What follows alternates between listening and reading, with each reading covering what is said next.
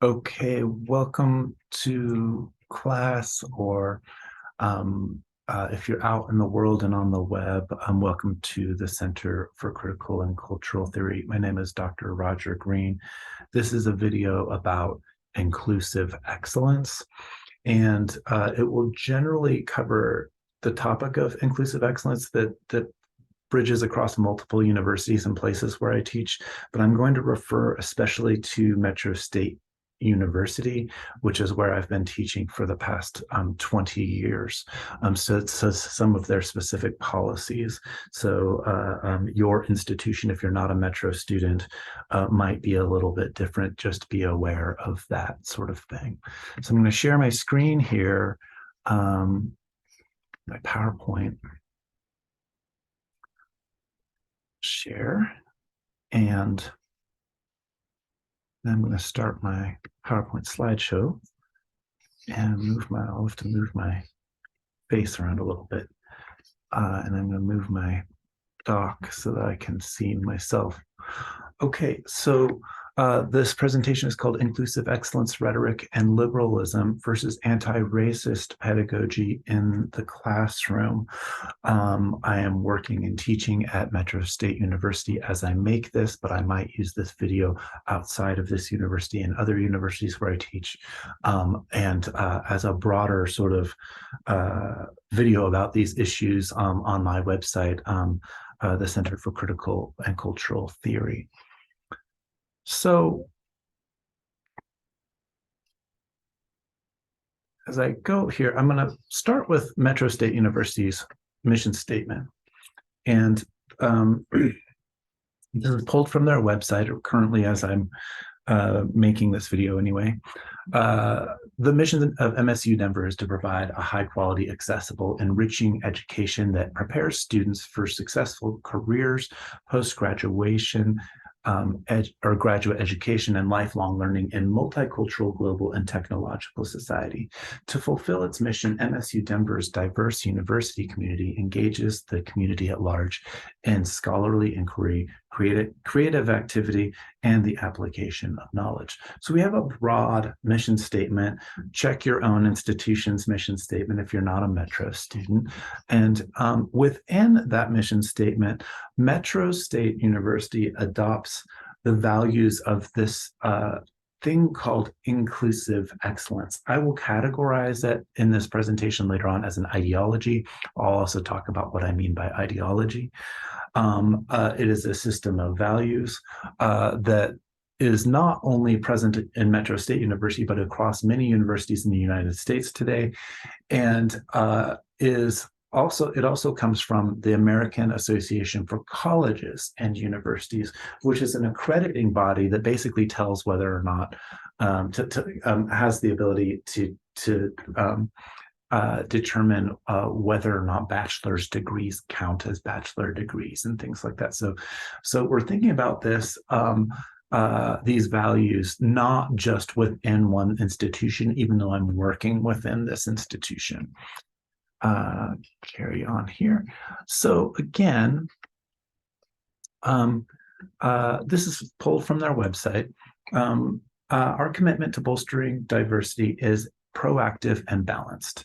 The university supports and values diversity in all forms in a teaching and learning community marked by mutual respect, inclusion, and cooperation. Diversity is reflected in the curriculum and activities of the university and in the composition of faculty, staff, and students. So it's a lot more than just what's in one person's particular class. It goes across the whole campus. It's not just what you're assigned in a class. It's not just the topics that you talk about in class. There's a whole cultural thing at work when we're thinking about diversity, equity, and inclusion, or DEI issues. MSU Denver embraces the diversity and inclusion of all people, regardless of their identity. And I use this video in first-year writing classrooms a lot of time, where we're actively thinking about what identity is and what ethos is. So when you think about ethos in papers, we're oftentimes in high schools, for example, they will teach us credibility. But when we're really looking at what makes someone credible or a source credible, there's a lot more that goes into sort of deciding what makes something credible. And so I go back to Aristotle's definitions that are in the slides a little bit later on, where I think about ethos as custom, manner, place, habit, or dwelling. So we're really bringing a whole lot of our cultural background to the writing and public speaking, public interaction situations that we find ourselves in. The next sentence here on the slide that I have in bold is something that gets repeated throughout different universities, throughout different jobs that you might be applying for. It's very present in US culture today. There might be little differences within the categories here, but I want you to think about these categories and think about what is not in these categories. These identities include, but are not limited to, ability, age, ethnicity, gender identity and expression, immigration status, intellectual differences, national origin, race, religion, sex, and sexual orientation. So we're going to think about those categories, each in their own separate containers, but also collectively and all together, right? So I teach at a state institution. MSU Denver is a state institution. We take taxpayers' money, and we are in the service of the state, the United States. There are perhaps good things and bad things about that. But our general role, as I take it to be, is that we are training in higher education a body of civic individuals to engage in the processes of the state. There's this interest that the United States government has in the state of Colorado, where I'm in having an educated public that is able to participate in democratic culture. That said, I know within, and we'll talk about this in the presentation, I know that there are anti-democratic forces at work in our society generally, in our government. Sometimes there are people working in our government, but I take my position as somebody who is a spokesperson for the public university here. And so in that position, I am pro-democracy. I'm pro-liberal democracy. We'll talk about the term liberal in a second, but from the get-go, I'm not presenting this in a way that doesn't have a position or a perspective in it, right? So when we're thinking about rhetoric, the term rhetoric itself, I'm a rhetorician by training. Classical definitions of rhetoric refers to the art or the technique of persuasion. This goes back to the Greeks, to Aristotle, but we can think about other rhetorical traditions in the world besides the Greeks. So there's ancient Indian traditions of rhetoric. There are Native American or indigenous forms of rhetoric that have their own modes of performance. It's just that it happens to be that within education traditions in the United States, that Western political tradition that reaches back to the Greeks has been emphasized. So I'm starting there. So Aristotle, if you look up the word rhetoric on the computer, or like Google it or something, it'll say the art of persuasion oftentimes. In a democratic society where citizens' voices count in deliberations, this technique of being able to persuade other people, other citizens especially, is necessary for governance. It's a necessary skill to have to engage in public life. In early democracies such as Greece, there was a lot of homogeneity. There was a lot of sameness among the citizens. So the people who were voting were only men who could speak Greek. There are a lot of other people in the polis, right? There's women, there's children, there was a big slave population. So there was a small amount of people whose were counted as citizens in the demos, as the people. That's the Greek word for people, right? Democracy means ruled by the people, right? So when we're thinking about rhetoric today, in a democracy today, and especially in the United States, a lot has changed since ancient Greece. So in the 20th century, I'm making this in the 21st century, but during the 20th century, in United States culture, the civic culture broadly saw great expansions of inclusivity and citizenship privileges. Sometimes people gained access, like women gained the access to vote. Sometimes citizenship as in the case with Native Americans or indigenous peoples, sometimes citizenship was forced onto them in the 1924 Citizenship Act. We often think that citizenship and access to citizenship is a good thing and that people want it, and we think about immigration status and things of that nature, documentation of citizens. But we also need to understand what the limits of inclusivity and the rhetoric of inclusivity might mean in respect to a tradition of colonization. So when we're considering different ethnic perspectives, and especially I'll push away from us using terms like BIPOC or something that just lumps all people of color into one category. Some indigenous folks really resent the term BIPOC because it it puts the B first, for example, and indigenous erasure is premised in some sort of a relationship with the amount of African slaves that were being brought here. So there's a lot of different nuances that I'm not going to get completely into in this first lecture here, but just some things to be aware of in the terminology that we use, and being able to navigate that terminology is necessary if you're a first-year writer at a university, and generally necessary in professional public life in the United States. So this isn't just about being able to operate in the university. Some of these categories might be something that if you discriminated against an employee or a fellow employee that you work with, a colleague that you work with, you might get fired on legal grounds. So the law is part of this as well. In the 20th century, we saw a lot of the citizenship body, the idea of the demos or the populace of the United States grew. And it especially grew in terms of gender and ethnicity or race. I'm putting race in quotes there because we will have to make some nuances between race and ethnicity later on. Because we can't, in today's culture in the United States, assume homogeneity in terms of language. Not everybody speaks English in the United States. Some people wish that everybody did. That's not the actual case. So just like higher education institutions where I work, or public education institutions where my partner works, my partner is a high school teacher, not all of her students even speak English. So how do we deal with this as individual educators out in the world? That's something that we're constantly thinking about, right? We can't think of homogeneity or sameness in language, can't think of the sameness in terms of ethnicity, can't think of the sameness in terms of gender expression, etc. We can't assume a static identity for the audiences that we address if we're first-year writers. It makes it a really challenging situation to be a public communicator in our current culture.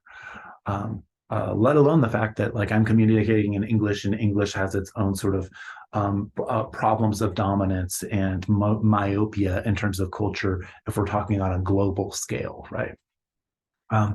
Again, I'm working at a US state-based institution, and that is kind of limiting my scope a little bit here.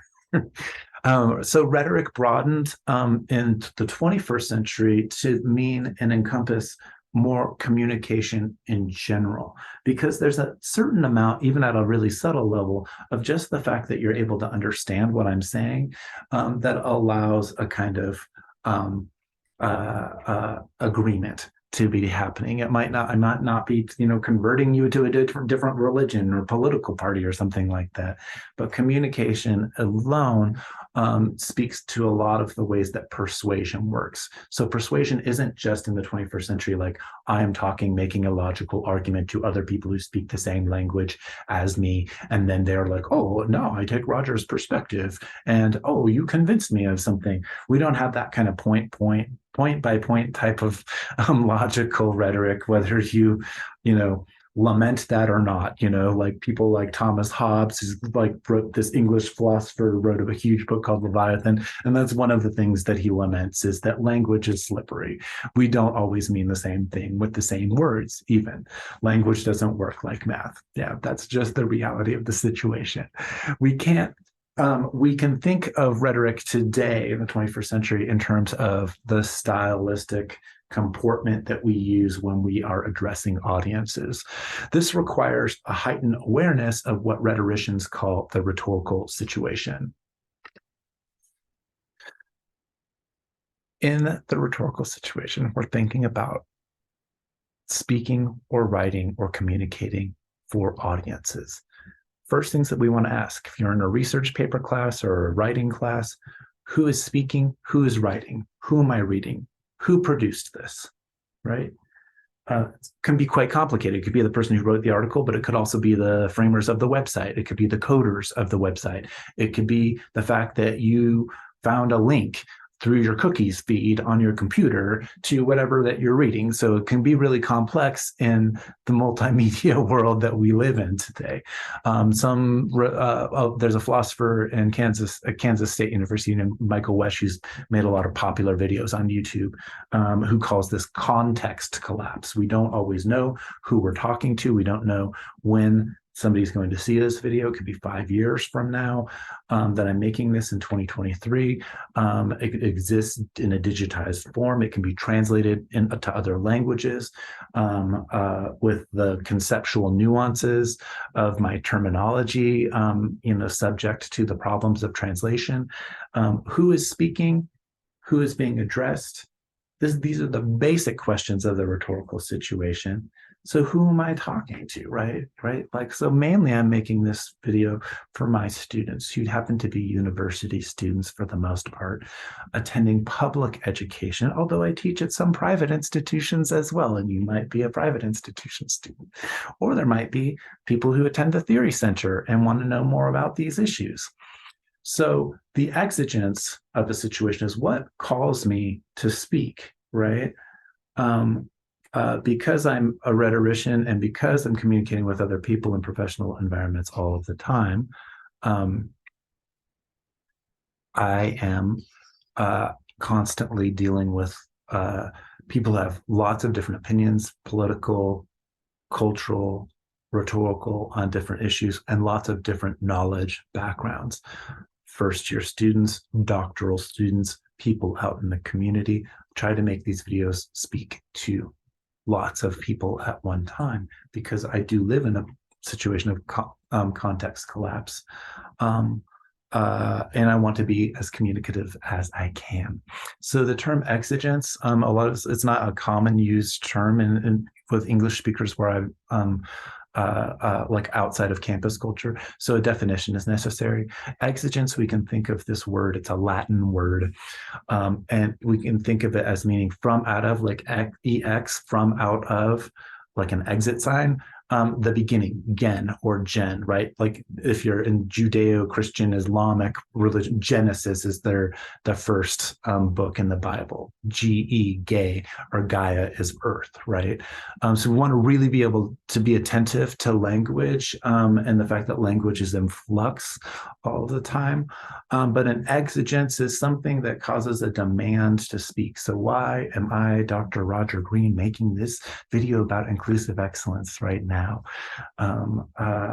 Because the issues of inclusive excellence culture are dominant in the institutional systems that I'm initiating students into, so that they can be effective participants, speakers, and writers in that community, and also the broader professional world of the United States.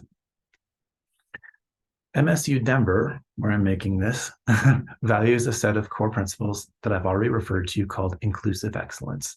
It sounds like corporate speak to somebody outside of universities, but like I've already mentioned with the Association of Colleges and of American Colleges and Universities, the term inclusive excellence is much broader than just one particular university or institution, but it's used across as well. So the values of inclusive excellence offer us a frame to consider how discourse works in our university.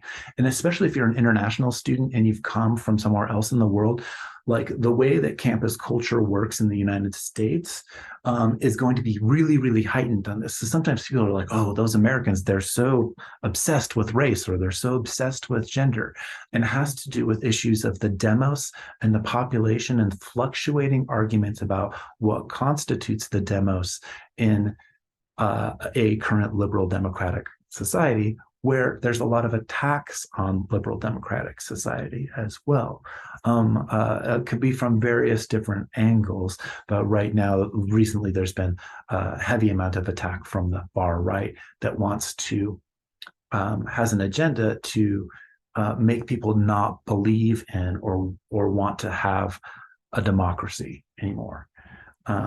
So like the agenda from the far right is a disruption of democratic process itself, and emotionally charging citizenships or citizens and non-citizens not to believe in the democratic processes are possible.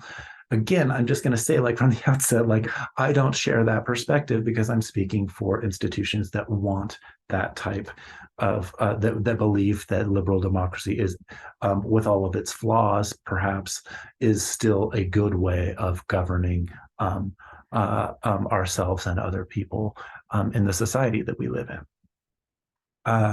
So inclusive excellence offers us a frame to consider how discourse, how talking to other people and communication works in our university and professional cultures that subscribe to this value. This is important for first-year writers, especially in universities, who are learning to perform rhetorically in writing. They need to understand this because this is kind of the culture of their professors as well. So understanding that, knowing that you're going to have your own political feelings or whatever about what I'm talking about, just understanding what the concerns are of the other people that I'm interacting with is going to make me a more effective communicator. Really quickly, students in my classes have probably already heard me talk about this. Just so this is review. In high schools, this is how Aristotle is often taught in terms of writing classes. Ethos, when we're analyzing a source's ethos, we're talking about credibility. Pathos, it's often taught as emotional appeal.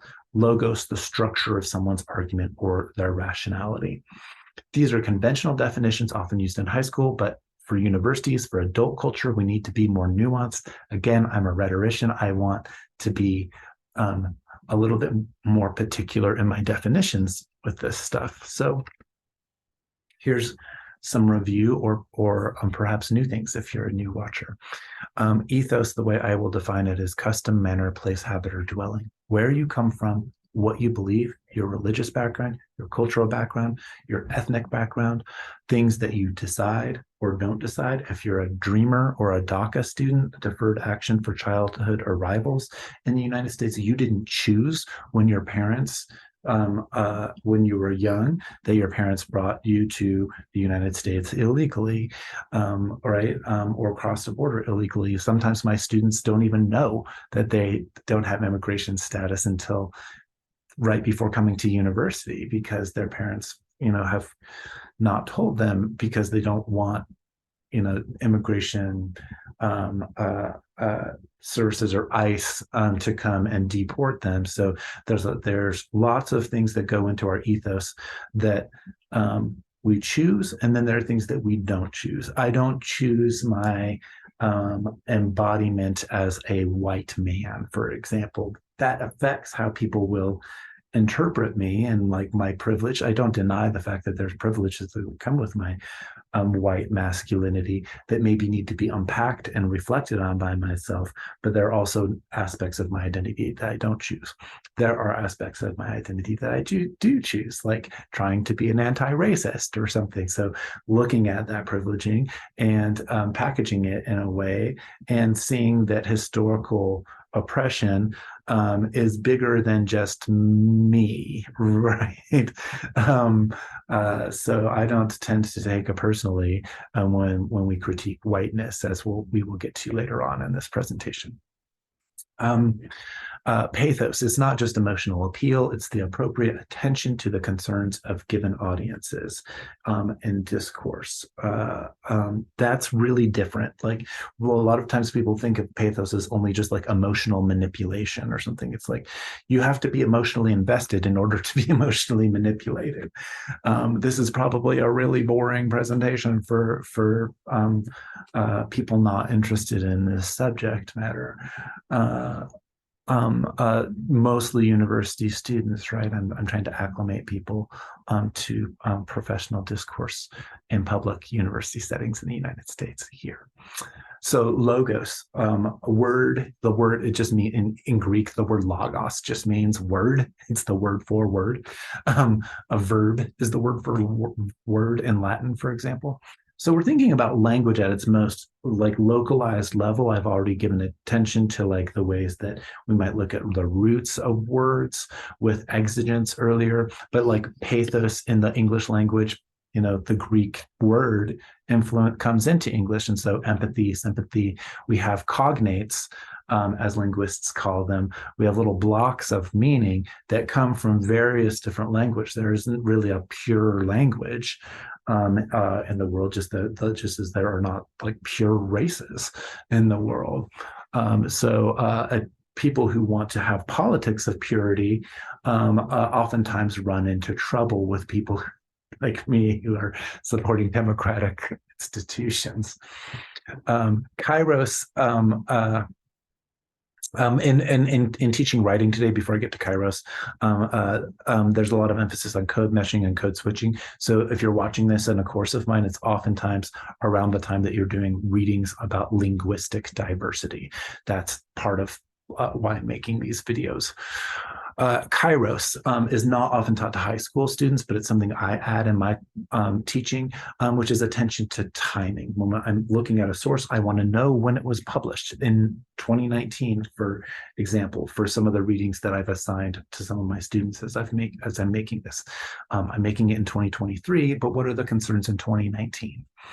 Exigence, from the beginning, I've already talked about this term, why this matters. If you're into rhetoric and the rhetorical tradition, two great articles on this, if you're a communication studies student, are Lloyd Bitzer's The Rhetorical Situation, and then maybe Barbara Biesecker's Rethinking the Rhetorical Situation from a Thematic of Difference. There's a lot more stuff on that. Those are just classic articles in my profession. I try to cite, and notice that I am citing a lot of other people here. So this isn't just Roger's perspective. I'm a scholar of this stuff, and scholars tend to point to scholarly sources that have been vetted in terms of our professional discourse. So back to Metro State University, where I teach right now. Again, pulled from their website language, in bold here, diversity is reflected in the curriculum and activities of the university and in the composition of faculty, staff, and students. MSU Denver embraces the diversity and inclusion of all peoples regardless of their identity. These include, but are not limited to, ability, age, ethnicity, gender identity and expression, immigration status, intellectual differences, national origin, race, religion, sex, and sexual orientation. MSU Denver's diversity, this is point 2 here, MSU Denver's diversity and inclusion work is informed by the theory of inclusive excellence. They call it a theory here. I'll call it an ideology. Some slippage maybe perhaps between those two terms. You could say it's a way of looking at things, right? The 4 main components of inclusive excellence and leadership are access to equity, diversity in the formal and informal curriculum. In my classes, if you're watching this for a class, this is part of your formal curriculum. Campus climate, which exceeds this video, and student learning and development. You will notice that I put these videos out onto YouTube, so I do exceed, and I'm interested in crossing the divide between university or campus culture and broader publics, because I think that it's a good civic gesture to do that, because the anti-liberal democratic, and again, I'll talk about that term liberal as we go on here, but liberal democracy includes Republicans and Democrats for me. There are forces at work where I live and work that want us to not believe in any of this stuff, and they definitely want people not to believe in public education, and they don't want higher education institutions like where I work to even exist at all. So they will blankly say we're all corrupt scholars, we're all elites, for example, as if we all went to Yale or Harvard and have rich parents or something like that. So coming back to MSU Denver, which is really different than Harvard or Yale. Access and equity. So when we're thinking about that, we're thinking about a university and welcoming historically underrepresented students and faculty and staff. So if your culture has been represented a lot, for example, on my campus, I can look out my window here, and there are 2 churches on my campus. They're not operating as churches anymore, but one was a Catholic church and one was a Protestant church. There is also a little tiny synagogue on MSU Denver's campus. It's not a synagogue anymore, but there's no mosque on my campus, right? Or a former mosque on my campus. So when we're thinking about historical representation, we have to think about, if you're living in Denver or in an American city, just like on your way home from work or as you walk through the streets, notice how many Christian churches they are, whether they're Catholic, Protestant, non-denominational, whatever. We're thinking about historical underrepresentation. Christians today, some of them will think that they are under attack for various reasons, especially if they're right-wing Christians, which in U.S. culture, there's a big contingent of what we call the Christian right. It's not just a religion, it's also a political category for us, right? Who will use persecutionist rhetoric to say that they are being under attack. In terms of this lecture and this culture, we're thinking about historical presence, right? If you're walking through a city that has church after church after church after church, buildings that were churches, even if they're not operating as churches anymore, they have been historically well represented in comparison to other folks, right? So emphasizing underrepresented people historically is not necessarily an attack on the folks who have been historically represented, but they often feel that way and personalize that way. And again, I will self-identify as a Euro-Christian person. I use the term Euro-Christian as a replacement for white, but you can just, for this lecture anyway, think like, oh, Roger is a white man, Roger is a Euro-Christian man. I identify as coming from that tradition as a social formation, not a religion. I'm not a Christian by faith, for example. But sometimes people of my embodiment, people who are Euro-Christians, can feel attacked by some of this inclusive rhetoric because they haven't been acclimated to having to think about why we think about what historically underrepresented people or students or faculty or staff, what role they have in our demos, right? It just has to be to do with how you grew up and the communities that you grow up in, all of that stuff that goes into ethos, custom, manner, place, habit, or dwelling. I will say, just for as a personal example, you can make fun of me for this. I make fun of me for this. When I first came to campus as an undergraduate, I went to Metro State University as a undergraduate. I didn't know what the term Native American meant. I knew what American Indians were, and I thought I had a sense of that, although that was probably really askew at the time.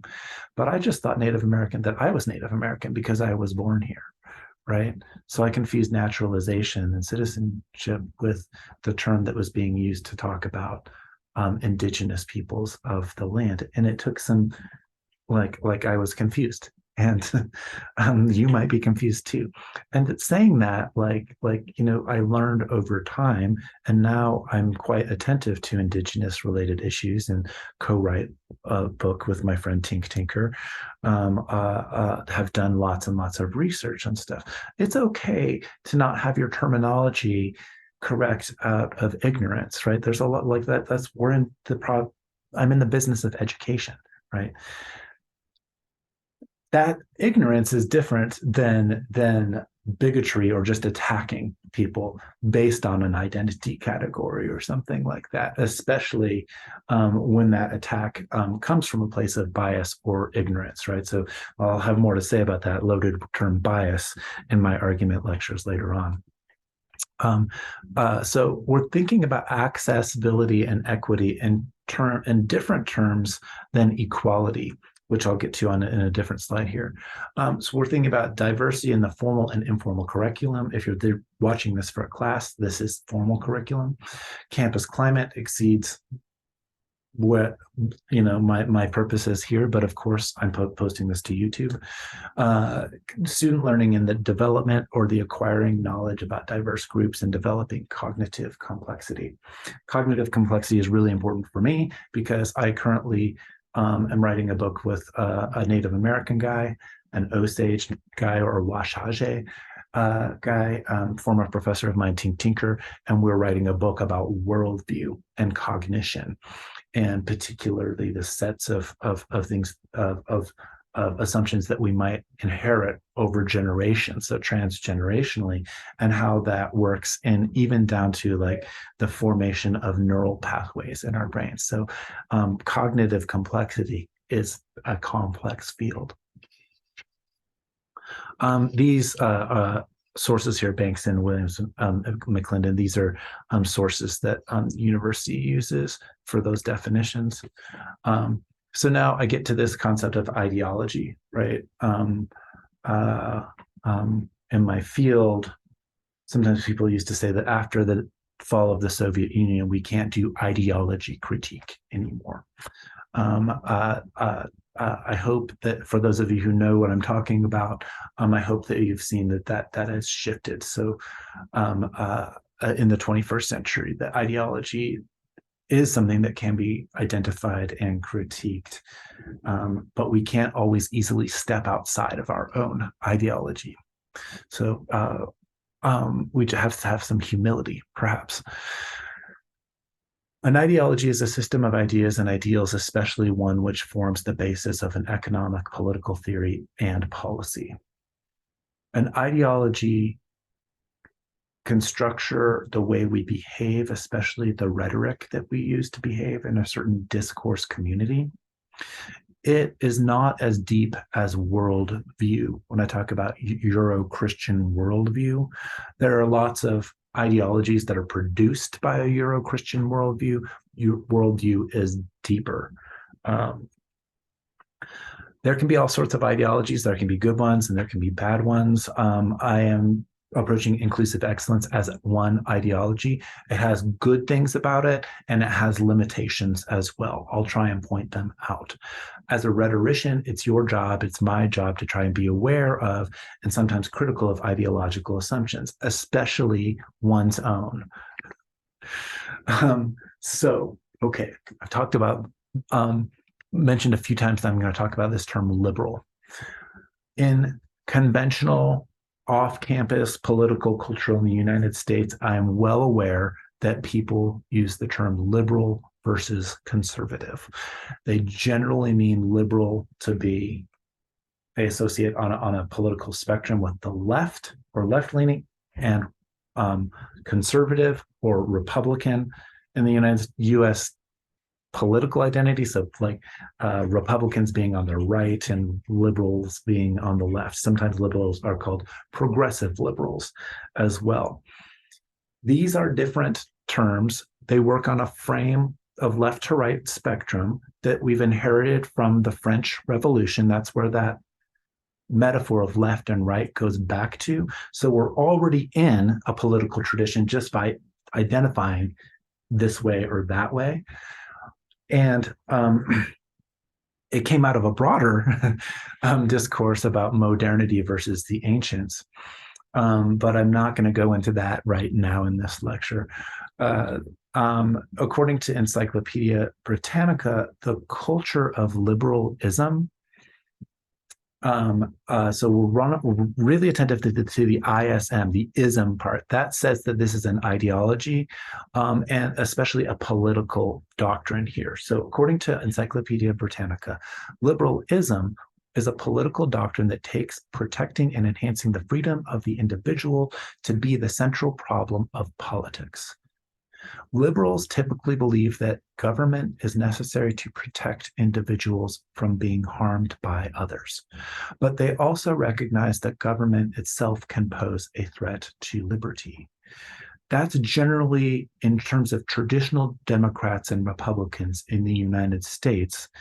There are people who want to, in the American tradition, be critical of government and the ways that it might limit our freedoms, or pose a threat to our freedoms. And then there are others who want to fall a little bit more in the protection category. That's generally the tension in terms of traditional Democrats and Republicans, in terms of party language, or left and right in terms of the political spectrum metaphor. You can read more there, but I'm not going to talk about Thomas Paine right now, but it's, that's a nice development on that definition. My friend and colleague Sarah Pessin, who teaches at University of Denver, is an ethicist, interfaith chair, and at times has run the Center for Judaic Studies.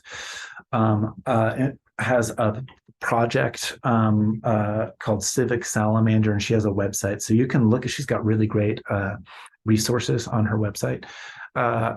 It's important to note that all critiques are not the same. That should say not the same. I can't edit right now. Sorry about that.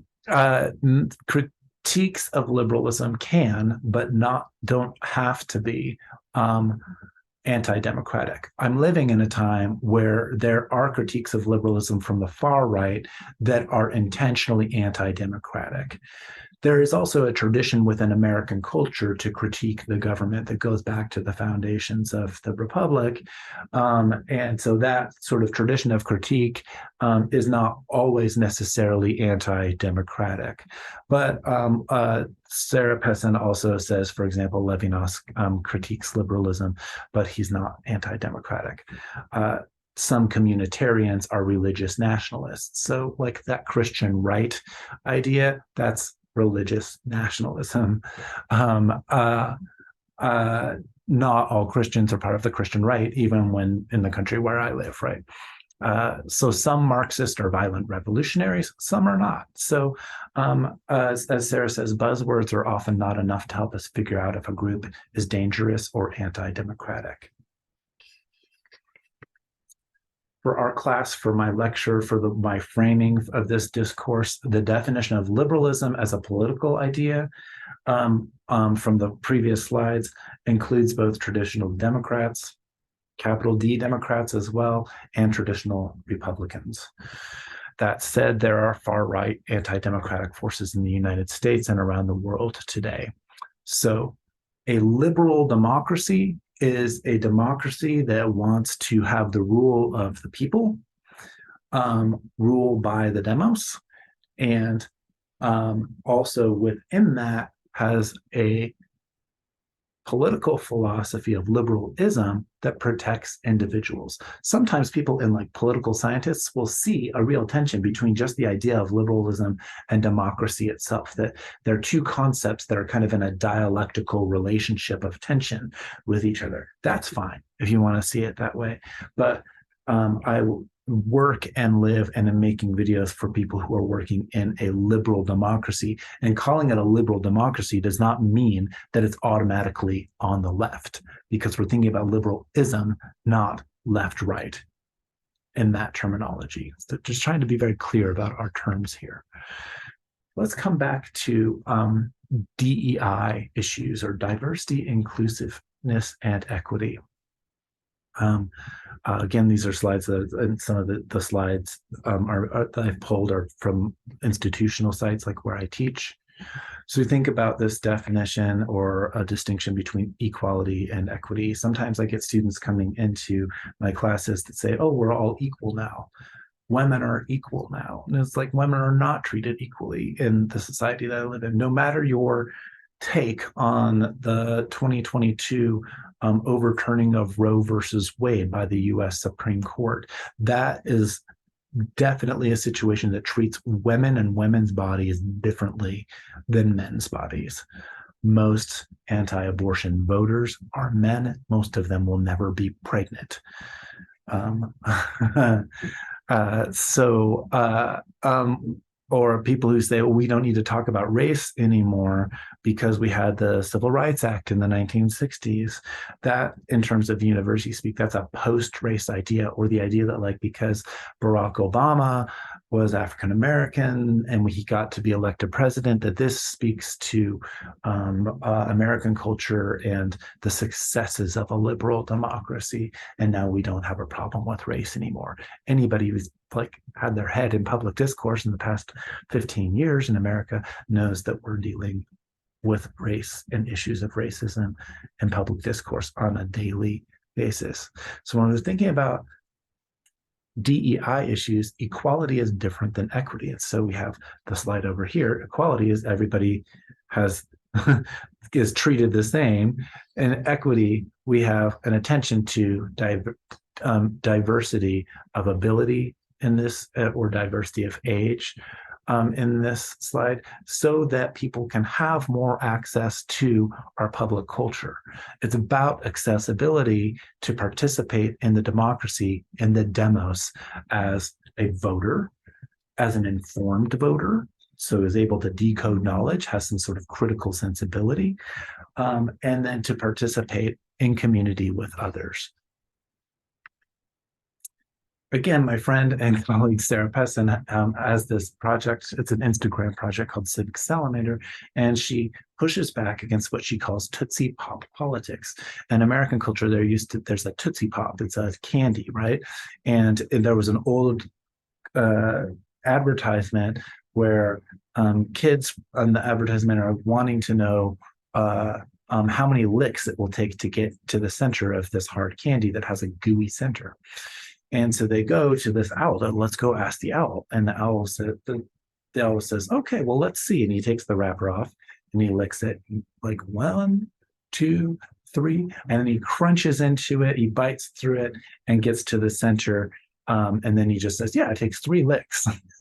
But of course, that's not what the kids were asking. So it's a joke because everybody wants to get to the center of the Tootsie Pop. If you didn't grow up in American culture, that's what's being referenced. Sarah says Tootsie Pop politics is when you think that deep down we're all the same. And I hear that rhetoric from students all the time. People who are irritated by the discourse and my attention to inclusive excellence and the categories. Yeah, but deep down we're all just human. Why can't we just all be human? I treat everybody equally. Remember back here? All the same thing. I don't see race. Back here, if you don't see it, then how are you going to address the problems of a society where people have been excluded in participation in our democracy on the basis of gender, on the basis of race, on the basis of whatever it happens to be, religion, for example? So when you sort of abstractly move to this idea that we're all the same, you make a race-based comment, like race doesn't exist or something like that biologically, that doesn't mean that we don't still have to deal with the issues of history, the issues of culture in the societies that we live in. So we want to think about a difference between diversity and inclusion. Diversity is individual differences. We are attentive to difference. On the far right, the anti-democratic people will say, when you talk about race, you're bringing in divisiveness, right? The counter to that from a liberal democratic perspective is no, we want to know who is the makeup of our demos, our population. We know that that's shifting and changing over time. Historically, that some people have been left out, some people have been included, and we have reaction with history. We are living in that, and there are diversity of not just race, not just immigration status, but gender, accessibility. If we treat everybody the same and somebody who has a disability can't participate in the democracy in the same way, we have to have some attention to difference. Just talking about ethnicity is not about adding further and further position. Inclusion is the intentional act of bringing people into a demos, right, or a democratic society, where people can then connect and communicate with each other at some level across differences, and that requires that also keeping respect for differences. Again, I've talked about equity already, but we can think about equity as just about what equity is and then being equity minded. So in university institutions from the American Association, the Association of American Colleges and Universities, we try to be equity minded, which means that we try to actively think about like who has been historically excluded and how might we include them. Good things and bad things about that. Like I said, if you're Native American and you had citizenship foisted on you in the 1924 Citizenship Act, somebody included you into something that you didn't necessarily ask for. So that is a really different situation than African Americans who have wanted to gain access to the vote, to voting processes. And that like helped develop the civil rights legislation of the 1960s. But those two communities, we can't just lump Indigenous people and African American people into the same category of people of color or something like that, because the different historical situations, how they've worked, although they've both suffered from white supremacist notions that have excluded them, they have different historical agendas that are like perspectives that are from their particular needs of their particular social groups. Doesn't mean they can't mix, doesn't mean you can't be African American and Indigenous and have that kind of background as well. So we need to have a lot of attention to nuance if we're thinking about participating in civic society. Inclusive Excellence at MSU Denver. This guy, Myron Anderson, doesn't work here anymore. I included his picture because I had pulled this from his webpage when he did work here at MSU Denver. And I got along with Myron Anderson well. He was helpful for me in learning about this kind of stuff. So I'm kind of giving him a little bit of praise here. So thank you, Myron Anderson. Myron says that inclusive excellence is the practice of moving beyond numeric measurements as the only strategy to promote diversity. Inclusive excellence then involves the embedding of practices and philosophies that encourage diversity in every context or every aspect of an organization. It also involves institutionalizing systemic practices and philosophies. And again, he said, so he points to broader outcomes, inclusivity, excellence, cultural competence, innovation, synergy. What I liked about that, he's kind of getting even more nuanced than the mission statement of the university. And he's, I think, appropriately attentive to the excellence work. A lot of times we jump on inclusivity, but it's like, how do you be inclusively excellent? Well, for me, part of the excellence is knowing that some people don't want to be included. We still live from an indigenous perspective in under colonization. Right? The United States government is a colonized entity. We have to have some diversity to understand how it works. Some people great to see attachment from an indigenous Americans. It is for the higher, it's still so. And I can have a lot of introductory flexibility in the students. I would not this a lot of tutorials say there's no much lots of different places. Needs to be generalization. So going back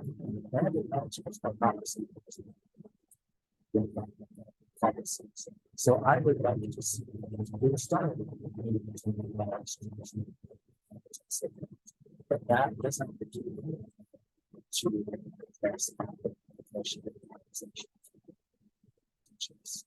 so that's where I'm talking about because I'm just it's that what is the difference that having success to this.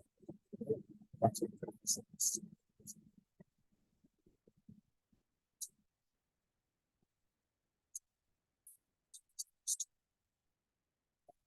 Again, this is a shift in the educational processes. All of them is current scholarship in the field of composition studies, which are generally unidentified because we teach first-year writing students. There's been a shift from multicultural rhetoric to anti-racist pedagogy. So you hear that term anti-racist, racist, anti-racism being broadcast across all sorts of discourse. It's in big books that maybe gone to New York Times themselves. And there's a tension with earlier rhetoric. And so you can see this in terms of progressive liberalism a little bit if you want. People who believe that things are getting better over time, but there will be some important qualifications for anti-racists. So this is a quotation from an article by Keith Gilliard, really big name, I think African-American guy in the field of rhetoric and composition. The article is called Higher Learning Compositions, Racialized Reflection. He says, the rhetoric and aims of the multicultural movement of the 1990s, you might say, are not necessarily coterminous with the rhetoric and aims of, say, of anti-racism. While the former often gestures towards a formulaic polycultural curriculum, the latter insists on unflinching criticism of racist domination and its impact on education, including composition curricula. Multiculturalism, then, is, with its characteristic emphasis on rather low-level sensitivity training, now I've got like a Muslim student in my class, and then maybe we should have some like readings that deal with Islam, and you keep including, and then the categories keep getting bigger and bigger and bigger, and that's a conception of liberal democracy that says that we have infinite space, but we don't. We live in a real world with limited resources, with access to clean air and clean water, and depletion of oil, and the global fighting over energy energy prices because of the war in Ukraine. It's like we don't live in a world of unlimited space, and this is partly where the immigration debates and stuff definitely fall into. So to come back to Gilliard's point here, he says that multiculturalism serves to obscure the problematics of racism. It kind of approaches problems of racism from that post-race society. We don't need to worry about it anymore, and so we can just include everybody. But we need to consider that. We also need consideration of class, he says. So multiculturalism sought to, policies and sometimes UN policies, if you're a UN person, this can be a big difference between the way people speak in terms of international institutions like the United Nations versus the rhetoric that gets highly charged in the United States. So if you're coming from an international perspective, that you might be well influenced by multiculturalist rhetoric, but then have a problem seeing how the situation of race or gender works in the United States. So multiculturalism seeks diverse recognition through location. You are this, you are this. As a Palestinian American, I identify as this, that sort of thing. Anti-race or inclusive excellence addresses things across an entire spectrum. We might have, of course, in the United States, we have people who have mixed heritages, mixed backgrounds, mixed race, if you want to use that terminology. Inclusive excellence as an ideology adopts a liberal perspective, and again, this is liberalism. Anti-racist pedagogy does not necessarily accept a progressivist idea. So I will say it. So this goes back to that more nuanced language about like what in political culture people call liberal progressivist. Many of my students at university come in as liberal progressivists. They come in with the idea that things are getting better over time, that with new institutional policies, new laws for protecting individuals who are historically marginalized, etc., that things will get better. Oftentimes, my if you're a traditional college student, oftentimes this is thought of in terms of age. It's just like, oh, these old presidents, they're like all approaching their 80s, and their cabinets, like these politicians are so old, they're not in touch with the younger generation that doesn't care about race, that doesn't care about sexual orientation, that doesn't care about gender orientation or expressivity, that we're just more, as younger people, more flexible. That idea is that things are just automatically getting better over time. And because they will get better over time, I don't have to do anything about it as an individual. An anti-racist perspective often says, no, we tried that and things didn't necessarily get better over time. So you have like the civil rights legislation of the 60s, and then you have explosions like the movement for Black Lives in the past 15 years or so in the United States, because the promises of the civil rights legislation have, like, over more than a generation, not all been enacted. And so that there hasn't been enough correction to the society. So anti-racist pedagogy says that things need to be pointed out when they are racist. This is where a bunch of the discourse against critical race theory comes out. Critical race theory, which people on the right hate, they say don't teach it. Basically, it says that racism is more systemic and embedded in a society itself, and it can't just be done away with. That doesn't mean that we shouldn't talk about it and try to address racism when it occurs, but it's a factor that is constant throughout society. Comes from an earlier legal theory called critical legal studies that deals with embedded discrimination in legal systems themselves. Critical race theory is an extension of that in legal discourse, and you can read books about it. I'm not going to continue on it right here, but the way that it is as a discipline is often distorted in public conversations, and especially by people who don't want there to be attention to inclusive excellence, because they either want to maintain a more static idea of the demos, that only certain people with certain cultural backgrounds, sometimes ethnic or racial backgrounds as well, depends on just how extreme they are, that they should be included as the demos. They should be the people who count in a democracy, and other people should not. So it's about who gets to be included or who doesn't. Anti-racist and anti-colonial pedagogy, often in terms of Frantz Fanon, uses the master's tools against him. You can see the wretched of the earth. Frantz Fanon was an important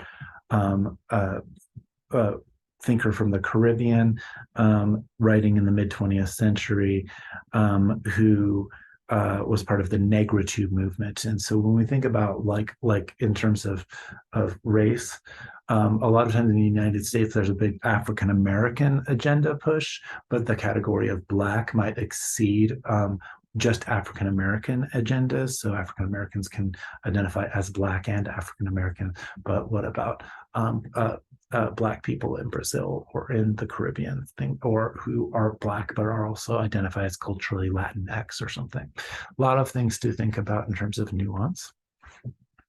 Back to my field here of composition studies, there was a good article called Flattening Effects. This is from 2014. The source that I'm getting here is 3 C's, college composition and communication. That's the scholarly journal that this is from. So just citing my source here, good thing to do if you're in a research class, students. They say, Alexander and Rhodes say, our experience as multicultural pedagogues, teachers, right, for nearly 2 decades have shown us that the reconstructed language often taught and modeled in curricula and textbooks is rather bland, emphasizing commonalities that prevent us from perceiving and analyzing critical differences. We call such emphases on shared humanity, remember that Tootsie Pop politics, this flattening effect, or the subtle and sometimes not so subtle erasures of difference that occur when narrating stories of the other. So this has shifted in current discourse that I work in universities to a lot of attention on whiteness and a lot of attention on white privilege. From my perspective, it's okay, of course, to call me white. I use the term Euro-Christian instead of white, so I'm wanting to push the discourse as a professional in a direction that I think will be helpful for people. But in terms of how discourse works right now in the field, there's a lot of attention on whiteness. There are scholars who just study this phenomenon of whiteness, and we need to understand this in a historical context.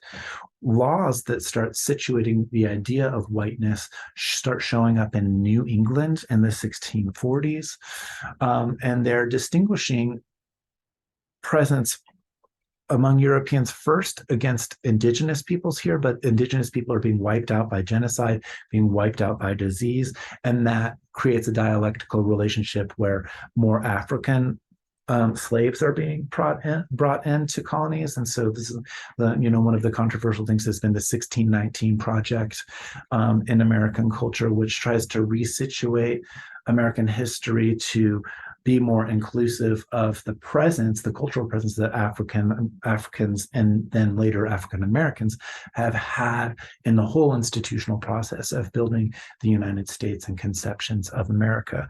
There are definitely different sort of fights about that within universities, to what extent that's a useful agenda. I think that it's a helpful perspective to think about, and a corrective, especially for people who have literally the bodies and hands of built institutions. Their thoughts went into and continue to come into our institutions. But it is different. Something I always want to be attentive to is indigenous peoples. So although there are concepts of whiteness and skin color, racism that are emergent in European culture earlier than contact in the Caribbean between Columbus and the Euro-Christians, the modern conceptions of race based on skin color actually come from those religious political commitments that precede a separation of church and state. And so again, I want to emphasize that religious political culture, even before more modern notions of whiteness show up. But whiteness scholars tend to use the term whiteness, and I'm going to use it here as well. So Asao Inoue, who's a really influential current thinker in composition studies, says that whiteness is unspoken and unnamed in discourse, culture, and practices. That is, whiteness is always an unmarked category, whereas the racial other and her discourse are marked in some way. These are not all features of whiteness. I'm just pointing out a few of them again from Inoue. Whiteness constitutes an individual who's detached, objective, and demonstrates abstract reasoning. Not always about skin color, right? And especially if you think about situations in Brazil, if you're Latin American, there are people who could have very dark skin, but people who are regarded as being, quote, culturally white. And we have all sorts of racial discriminatory language, epithets such as calling somebody an Oreo for being dark on the outside but white on the inside. That kind of language comes from the fact that we know that concepts of race exceed pigmentation and skin color as well, right? So these conceptions, first of all, they're not static. They change over time. My students are often point out to me, and this is a good thing that they do this, that Irish people who oftentimes have very white skin were not thought of as white people in the mid 19th century, and so they become included into the demos, especially in reaction to the freeing of the slaves in the United States.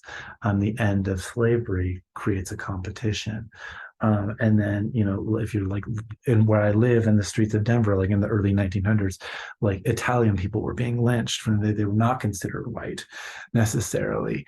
So it usually wasn't the term white being used at the time. It's like it was the so-called white races, which included Mediterranean, Nordic, all these things that Nazis used. So I can't give a whole lecture on the history of racial discourse here, but just know that it changes over time. Jewish people were definitely not considered part of the so-called white races by Nazis, but in current day US culture, a lot of times people attribute whiteness to Jewish people. And so there's a really convoluted sort of discourse to be thinking about. And it can be performative and not necessarily always just based on how somebody looks. Another feature from scholars in whiteness studies, and again, this is from Inoue, whiteness is assumed to be universal, neutral, and the norm, meaning reflection as a white discourse is assumed to be universal and done the same way by all students, regardless of linguistic traditions.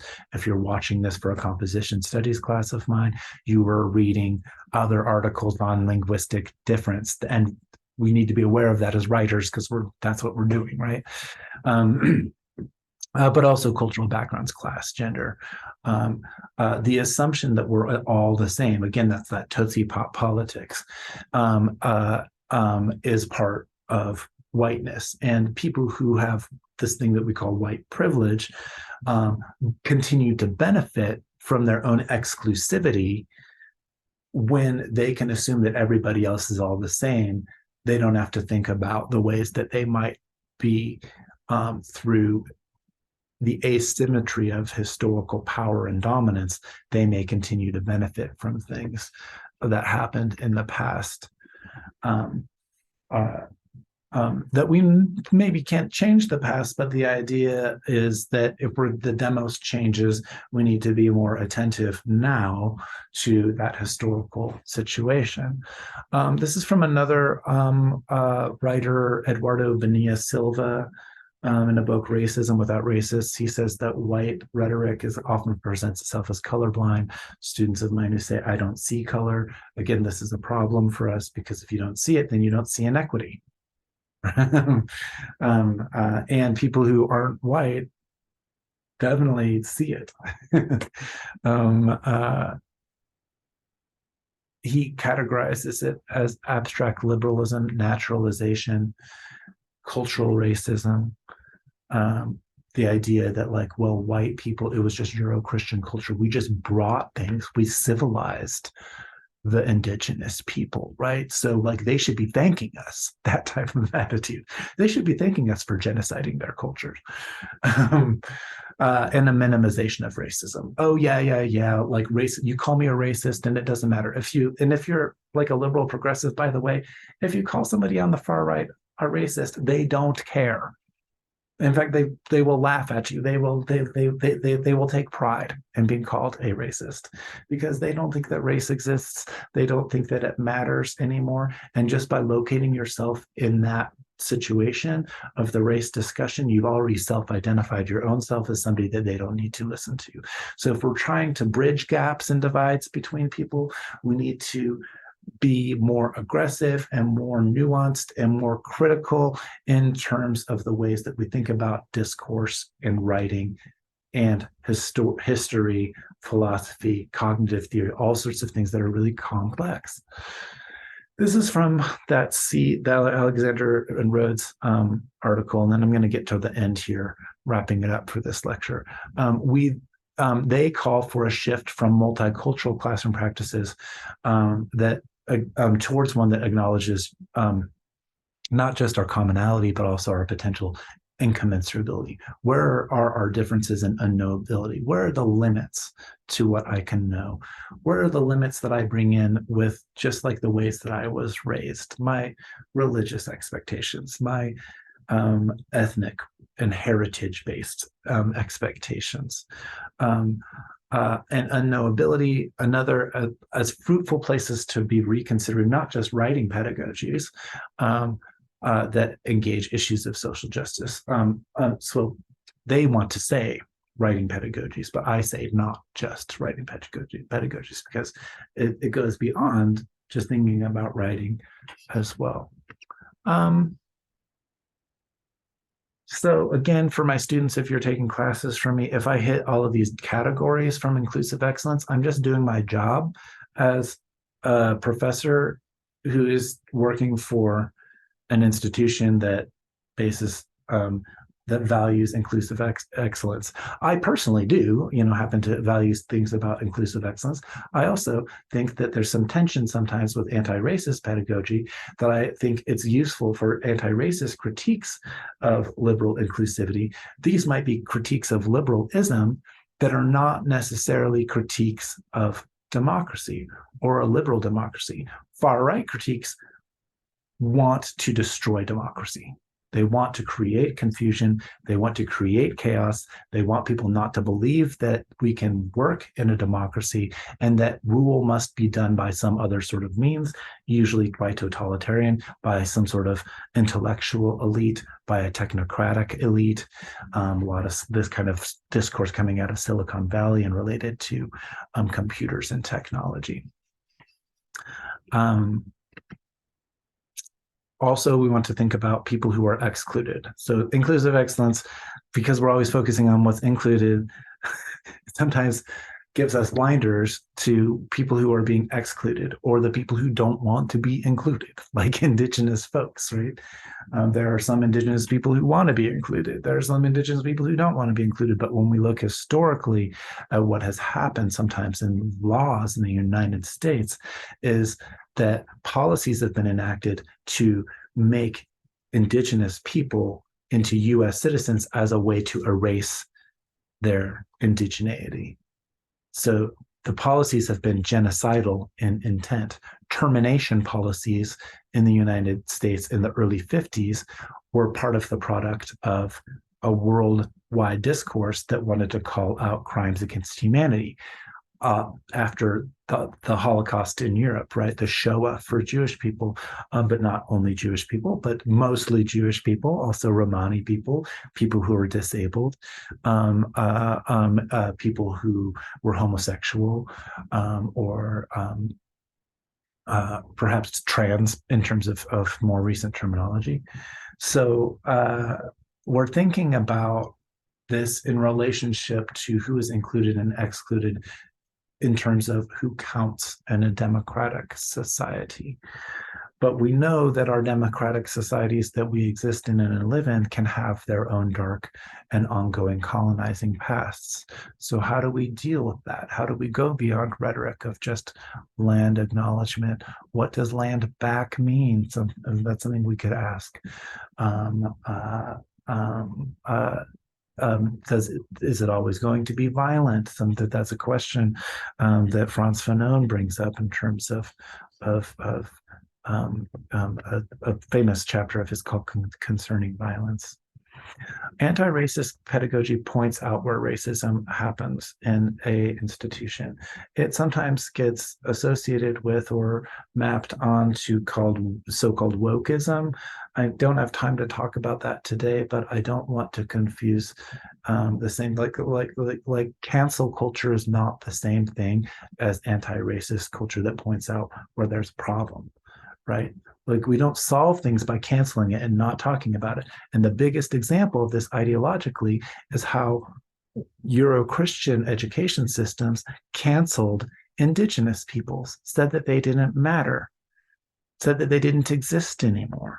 They still exist today. They were canceled. So cancelization doesn't always work for inclusivity, right? We can't have a one-size-all-fits model.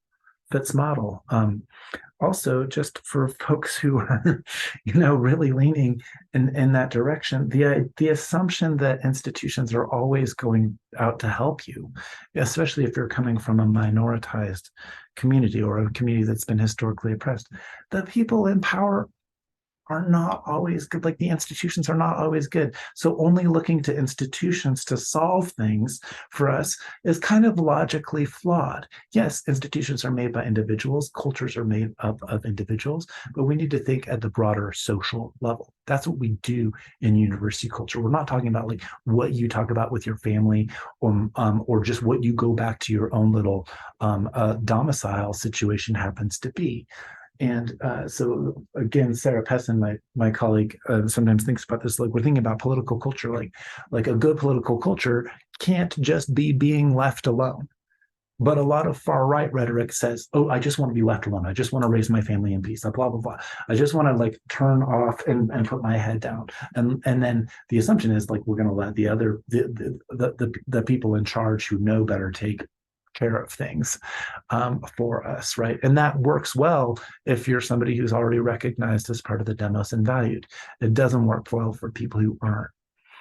If you only are a nationalist and that's all you care about, then the cancel culture that cancels Native Americans or cancels indigenous people historically, that becomes a problem as well.